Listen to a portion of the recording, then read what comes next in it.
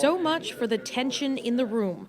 Ontario's threats of a walkout never materialized as premiers raised issues they were most concerned about with the Prime Minister.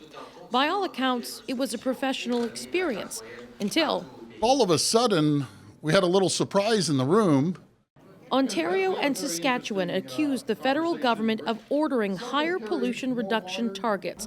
Sources say during a discussion on climate change, the Prime Minister said he expected some provinces to exceed their initial targets. Doug Ford and Scott Moe interpreted the comment as a demand for additional action. Some will have to do more than others.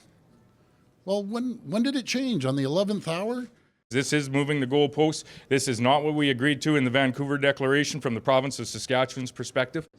Other premiers say this is all a misunderstanding. He didn't say they had to do more. What he said was some will exceed more. While Justin Trudeau suggests the comments are purposefully misleading.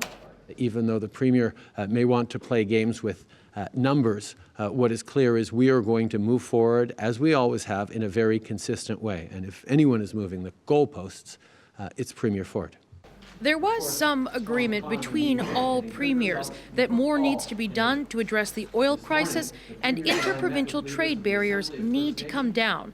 But the premiers have all left with no specific plans to tackle those problems. We made it very clear what we are looking for.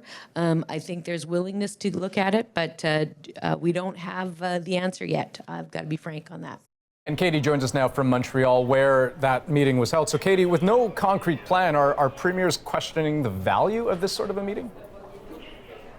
When Stephen Harper was Prime Minister, Andrew, he stopped holding these events pretty early into his time in office.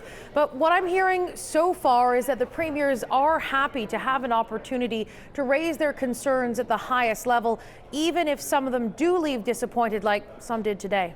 Okay, Katie Simpson, thanks very much. Thanks.